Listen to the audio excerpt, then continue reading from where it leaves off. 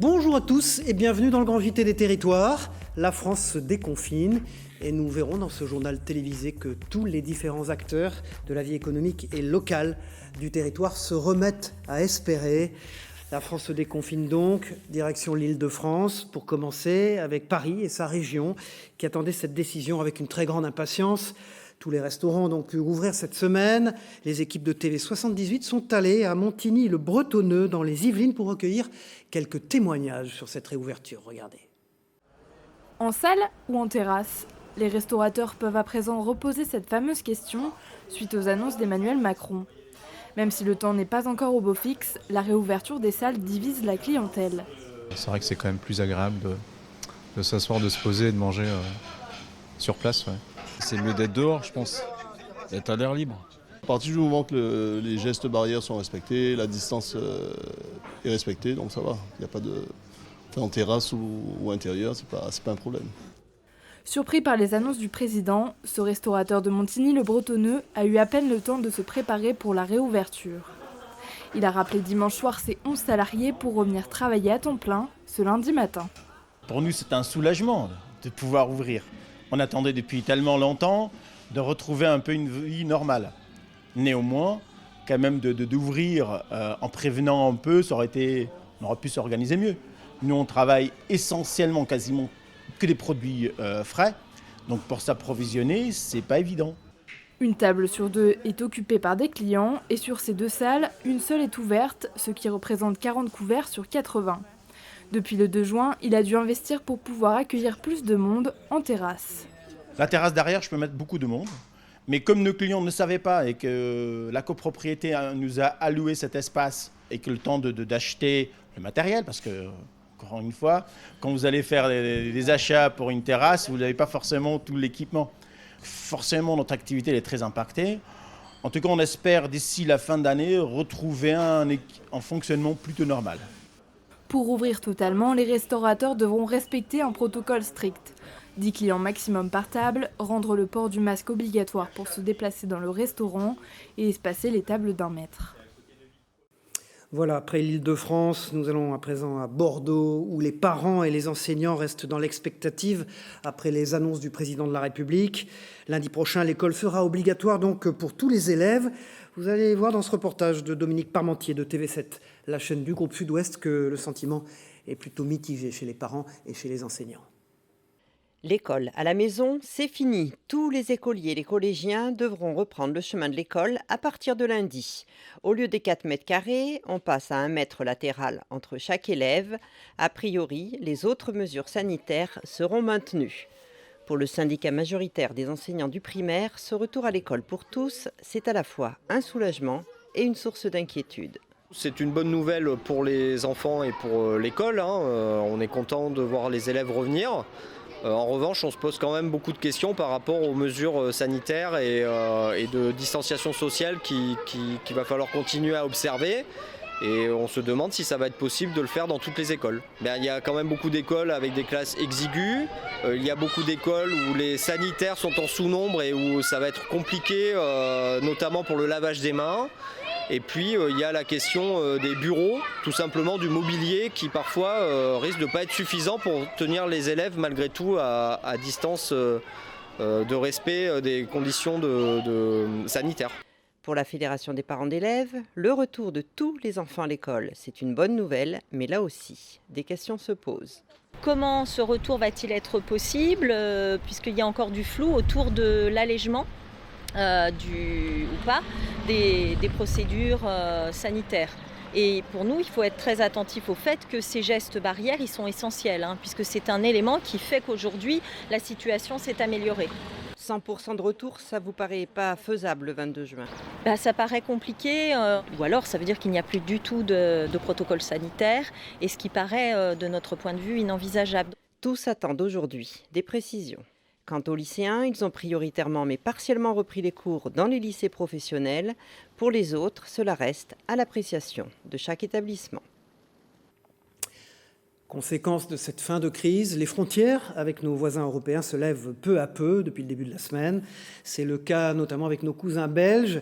Pour les habitants des Hauts-de-France, évidemment, cette nouvelle a ravi les habitants et fait redémarrer, bien sûr, le commerce entre nos deux pays. Noam Huclin, notre confrère de WEO, la chaîne de La Voix du Nord, dans les Hauts-de-France, en a profité pour faire quelques courses. Regardez. De la France à la Belgique, il n'y a qu'un pas. Vous voyez, là, je suis en France. Il suffit que je traverse cette rue et je suis désormais en Belgique. Durant 3 mois, nous ne pouvions plus traverser cette frontière. Depuis ce lundi 15 juin, c'est de nouveau possible. Et évidemment, ici, tout le monde est content, notamment les Français, puisqu'ils peuvent de nouveau venir en Belgique faire leurs achats. Écoutez-les, ils étaient notamment tout à l'heure au micro de Jérôme Lahaye. On a toutes nos habitudes en Belgique. Le tabac, le carburant et puis même les denrées qu'on trouve en Belgique. C'est d'ailleurs les commerces les plus proches de chez nous. Donc oui, on est très contents, on a nos habitudes en Belgique. Très content, oui, ça nous permet de faire quelques achats qui malheureusement étaient restés en suspens avec la fermeture. Ça nous a manqué, oui, tout à fait. Non, nous sommes très contents et ça permet de faire une petite balade en famille. Et ici à la frontière, la clientèle est majoritairement française. Durant ce confinement, il n'y avait donc plus de Français. Des chiffres d'affaires qui ont chuté pour les commerçants. Des commerçants très heureux d'ouvrir de nouveau leurs portes ce lundi 15 juin. Écoutez-les. Une très bonne nouvelle, en effet. Ça a fait des mois très durs pour nous. Avec les magasins fermés, on n'a pas l'habitude. Donc nous sommes très heureux de pouvoir accueillir nos voisins, quoi. Ouais. Dès les premières heures, déjà beaucoup de monde ? Oui, tout de suite. Ce magasin a ouvert 8 heures et tout de suite il y avait plein de monde. Donc, ouais. Des Français ? Des Français, surtout des Français. La plupart de notre clientèle, c'est des Français. Donc vous comprenez maintenant pourquoi ça a été dur. On avait le droit d'ouvrir en Belgique à partir du 11 mai, mais on a dû refermer quelques magasins. Il n'y avait pas de gens, quoi. Donc, Est-ce qu'il y a des Français qui ont tenté de venir plus tôt, de venir les jours d'avant, alors qu'on n'avait pas le droit de traverser la frontière ? Ouais, comme toujours, oui, bien sûr. Ça se passait comment ? Ils venaient dans le magasin, mais ils étaient très... ils étaient dépêchés, ils voulaient faire très vite. Parce que, oui, ils ne voulaient pas entendre, quoi. C'était juste pour le tabac et puis tout de suite repartir. Mais il y avait plein d'appels, il y avait eu plein de messages sur Facebook et sur mail. On a toujours averti les clients, si vous venez avant le 15, vous risquez d'avoir une amende. Je pense que les gens ont quand même apprécié. Et il y a une vingtaine de kilomètres de Menat, à Moucron plus précisément, dans cette grande jardinerie bien connue des frontaliers. Les Français sont de nouveau de retour et en nombre, comme en témoignent ces nombreuses plaques d'immatriculation française sur le parking. Voilà, proche des Hauts-de-France, l'Angleterre. Pour nos voisins britanniques, les mesures sanitaires sont encore très drastiques. Toutes les personnes arrivant par mer, par terre, par air sont mises en quarantaine pour 3 semaines. C'est une mesure qui inquiète bien sûr les professionnels du tourisme dans nos stations, à nous. Et si l'été s'annonce compliqué, l'hiver est déjà lui aussi dans tous les esprits. Victoria Lopez, pour la chaîne 8 Mont-Blanc, nos partenaires sur place, est allée à leur rencontre à Morzine, dans les Alpes. Regardez ce reportage. Les Portes du Soleil attirent chaque année des milliers de voyageurs britanniques. Très prisée par les vététistes l'été, la station village de Morzine s'apprête à vivre une saison perturbée. Il faut attendre et voir comment cela se passe. Je pense que ça dépendra beaucoup des règles de quarantaine et de leur évolution. Si elle est levée, beaucoup de monde viendra, sinon c'est sûr qu'il n'y aura personne. Les règles de quarantaine, voilà de quoi dépendent de nombreux commerçants, hôteliers ou restaurateurs dans la station. Depuis le 8 juin, le Royaume-Uni a en effet imposé une quarantaine pour tous les voyageurs arrivant sur le sol britannique. Par mesure de réciprocité, la France a décidé d'inviter les Britanniques à s'isoler pendant 14 jours à leur arrivée sur le territoire français. Dans ces conditions, les vacances deviennent un véritable casse-tête et une vraie inquiétude pour les acteurs du tourisme en Savoie-Mont-Blanc.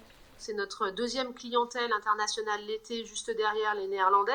Donc ils viennent en nombre sur notre territoire, que ce soit en montagne, au bord des lacs, pour pratiquer toutes les activités outdoor qu'on peut proposer. Donc on a un peu un double effet cet été, avec à la fois le Brexit qui est compliqué à gérer pour eux, et puis cette quarantaine qui a été imposée depuis lundi. Al gère une entreprise de location de chalets à Morzine. 90% de sa clientèle est britannique. Chaque jour, On a des clients qui nous demandent, on peut transférer les vacances jusqu'à l'année prochaine, on peut annuler, on peut voir les autres options. Et on essaie de trouver les autres options, par exemple venir plus tard dans l'été, mois d'août, peut-être mois de septembre. Morzine va rester ouvert cet été jusqu'à le 21 septembre et on trouve les solutions comme ça, mais c'est pas facile. Si l'été inquiète, c'est aussi et surtout la saison d'hiver qui sera déterminante. C'est dans l'hiver qu'on fait 80% de nos chiffres d'affaires. Et s'il y a un deuxième confinement, c'est difficile d'imaginer comment on peut continuer. L'ouverture des frontières intérieures de l'Europe le 15 juin redonnera peut-être un peu d'espoir aux professionnels du tourisme. Voilà, pendant cette crise sanitaire, bien sûr, tous les soirs à 20h, vous vous en rappelez, vous les applaudissiez depuis chez vous pour leur rendre hommage. Eh bien, le personnel soignant s'est mobilisé cette semaine un peu partout dans toute la France.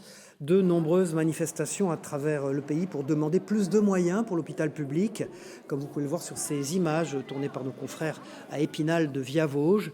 Viavauges, d'ailleurs, et ses équipes qui ont recueilli quelques témoignages de leurs représentants. Regardez.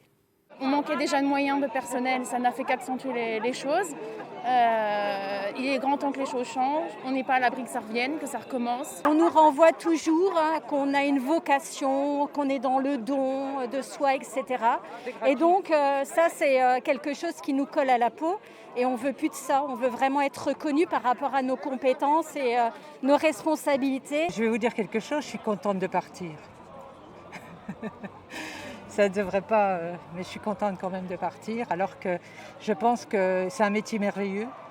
Soignant, c'est un métier où si on donne, on reçoit. Hein. Mais on nous demande de plus en plus de faire des actes et d'être dans la rentabilité. Voilà quelques bonnes nouvelles maintenant dans ce grand JT des territoires. Pour les personnes âgées notamment, les gens les plus fragiles, c'est une bonne nouvelle. Les visites sont désormais autorisées dans les EHPAD. Et Raphaël Tondrio-Gauthier, qui s'est rendu à la maison de retraite du pôle Saint-Hélier dans le centre-ville de Rennes, a pu constater que les choses s'amélioraient, même si beaucoup de questions se posent sur les conditions d'accueil des familles, comme l'explique ce reportage réalisé par nos confrères de TV Rennes. Regardez. Cela fait plus de 3 mois que Stéphane Viquet n'a pas rencontré sa famille. Ce résident de la maison de retraite a pu garder un contact grâce à la visioconférence sur son propre matériel. Le temps lui a paru particulièrement long. Je crois que là, pour beaucoup, on a atteint la limite du supportable. Les sorties, c'était proscrit. Après, il y a eu quelques personnes qui ont pu sortir accompagnées par du personnel. Aujourd'hui, le retraité espère recevoir de la visite dans les prochains jours. Le pôle Saint-Hélier reste prudent. Dès la semaine prochaine, certaines mesures sanitaires seront allégées, mais avec une vigilance accrue. Sur le maintien des gestes barrières, sur l'hygiène des mains, sur le port de masque. Et puis, c'est vrai qu'on privilégiera les visites, notamment sur des lieux extérieurs ou dans des lieux dans les salles à manger, les lieux communs qui ont aussi des pièces rafraîchies. Des salles à manger et des espaces de vie qui pourraient être de nouveau mis à disposition des résidents qui, durant la crise du Covid-19, étaient confinés dans leurs chambres. Le retour à la normale sera progressif pour les 92 personnes âgées qui vivent ici. Voilà, nous allons nous intéresser maintenant à une marque que nous avons tous portée, notamment lorsque nous étions plus jeunes, la marque Petit Bateau, fondée en 1924. Et bien malgré la crise, les activités de logistique et de confection de petits bateaux ne se sont jamais arrêtées. Et c'est au-delà de la fabrication des masques réalisés à Troyes, dans l'entrepôt logistique de Buchères dans l'Aube, que les commandes ont augmenté de 150%, notamment les commandes en ligne. La réouverture des 400 boutiques dans le monde ont nécessité le recrutement d'intérimaires, comme le montre ce reportage de nos confrères sur place de Canal 32 dans l'Aube.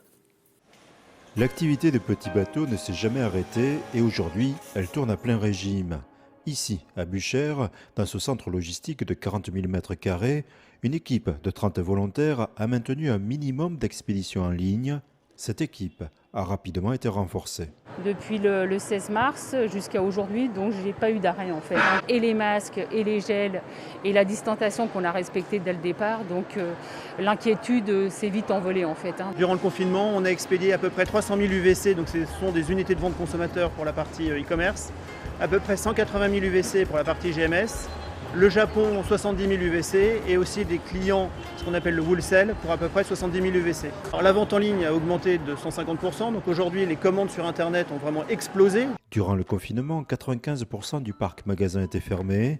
Depuis la mi-mai, le réseau de 400 boutiques à travers le monde a rouvert. Et bien là, nous sommes plutôt heureux de ce qui se passe puisque nous avons une très belle reprise dans nos boutiques, qui s'accompagne toujours d'une activité très importante sur Internet.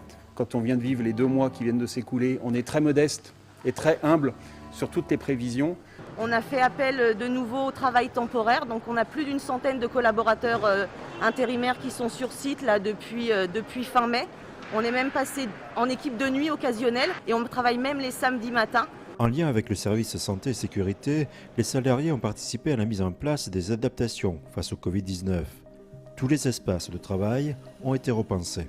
Donc quand une ouvrière prend une machine différente, elle désinfecte toute la machine. On avait de l'espace perdu au sous-sol qu'on a optimisé, ce qui nous a permis d'élargir l'espace entre les différentes machines et du coup entre chaque opérateur. Ensuite, on a créé en fait des protections anti-projection. Donc les machines étaient beaucoup plus rapprochées. Quand l'ouvrière avait terminé son bac, elle le poussait sur le chemin rouleau.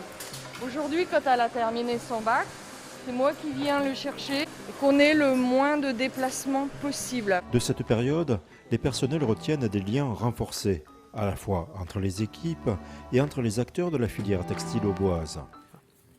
Voilà, les data centers, comme on les appelle maintenant, ne sont pas réservés à la capitale et à Paris. Allons découvrir à présent le premier data center de Moselle, direction la ville de Peltre, et plus précisément à quelques pas de l'hôpital Mercy.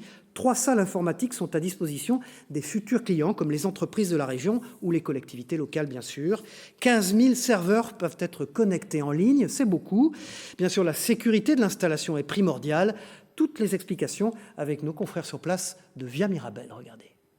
Les lumières scintillent depuis aujourd'hui. Le premier data center de Moselle est opérationnel et accueille ses premiers serveurs. Donc là, je vous présente les premiers serveurs qui viennent d'être installés. Donc là, vous avez les serveurs physiques et quand on parle de cloud, c'est de la virtualisation qu'on met dans ces serveurs physiques. Et dans ce domaine, on part vite dans des termes techniques. Concrètement, une photo prise avec votre téléphone et déposée sur le cloud pourrait être stockée ici. À quelques pas de l'hôpital de Mercy, en périphérie de Metz, Advance Mediomatrix se prépare à mettre à la location 312 baies pour accueillir les serveurs des entreprises et collectivités.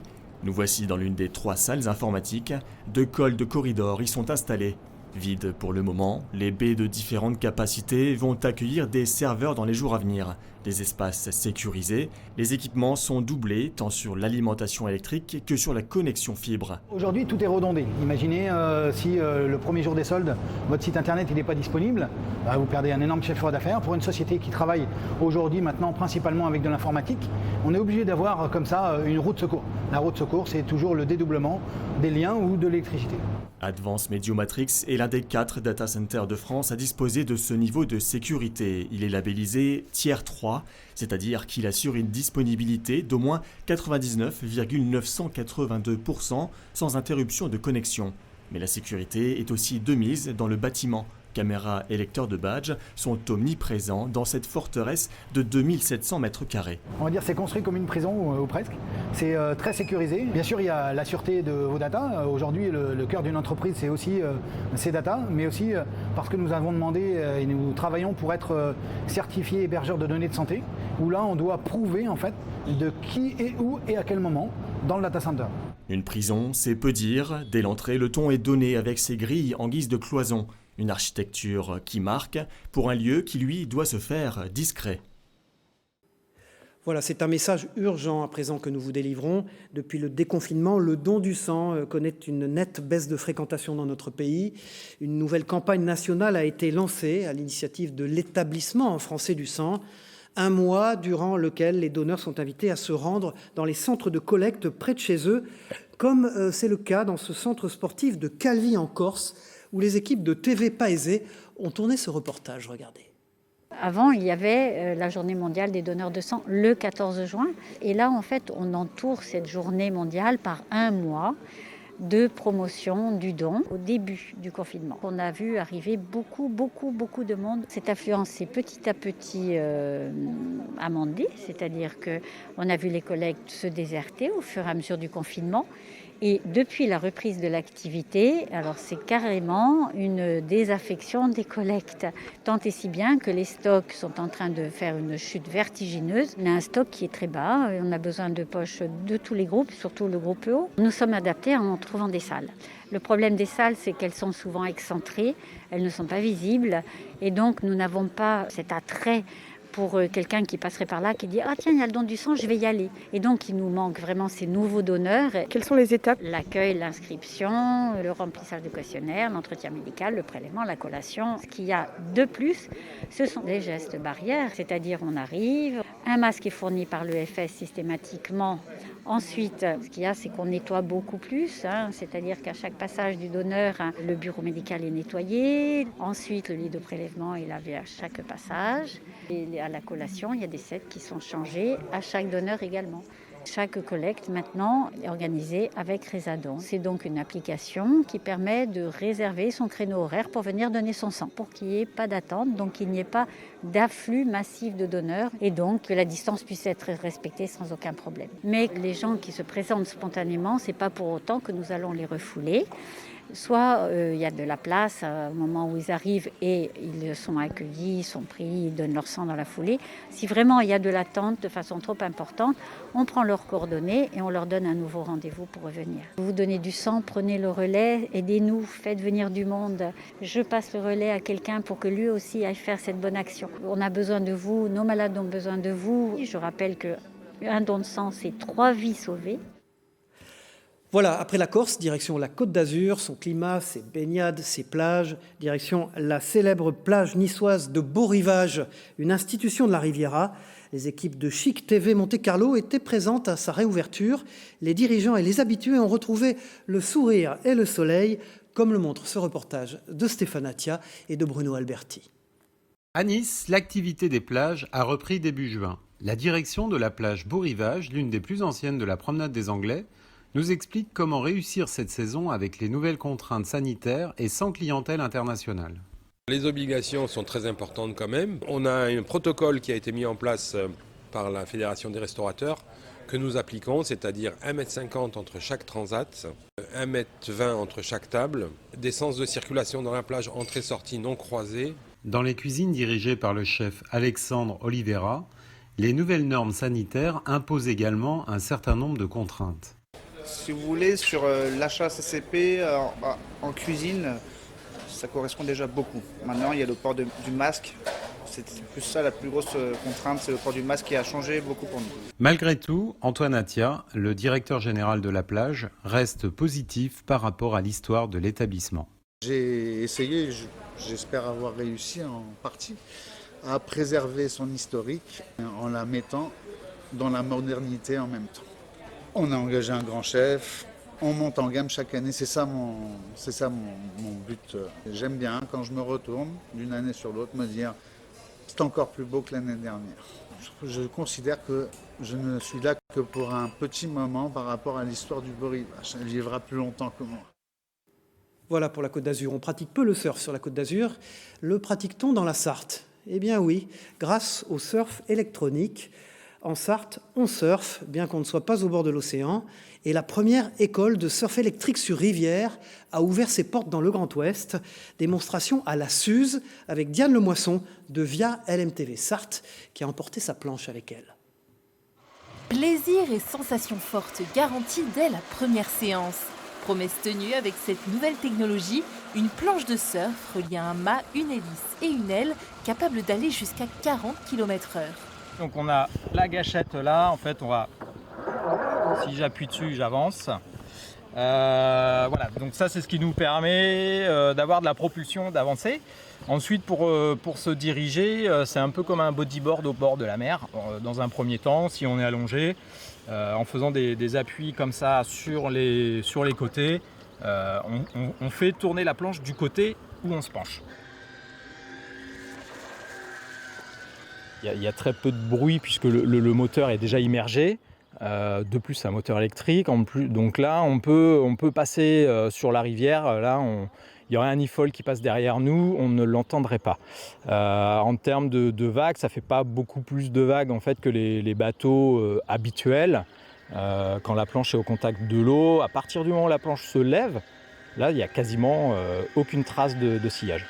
D'une durée d'1h15, chaque session se fait accompagner d'un moniteur en liaison radio, une nouvelle activité dont se réjouit Sarthe Tourisme. Nous avons un territoire qui offre une diversité d'activités et là c'est une première en France sur une rivière et ça se passe en Sarthe. Donc on est très fiers de cet entrepreneur qui a innové. Évidemment, on a ensuite des gens qui vont venir dormir, des gens qui vont venir au restaurant, qui vont aller voir d'autres activités. C'est complémentaire, on n'est pas loin du zoo de la Flèche, c'est complémentaire. Donc vous organisez votre séjour et vous avez comme ça, vous piochez dans toutes les pépites du département pour, avec vos familles, découvrir la Sarthe. L'activité est accessible à partir de 16 ans. Pratiquer un autre sport de glisse comme le ski ou le surf est évidemment un plus. Là, je peux me mettre à genoux facilement. Bon, ça tient à peu près bien. Voilà, pareil, toujours vu mon gabarit. Moi, du coup, j'ai besoin d'un peu de vitesse pour me mettre debout. Faut prévoir quand même de tomber à l'eau ou on peut éventuellement envisager de rester au sec sur une session ? Il faut, je pense, venir en se disant que les cheveux seront mouillés.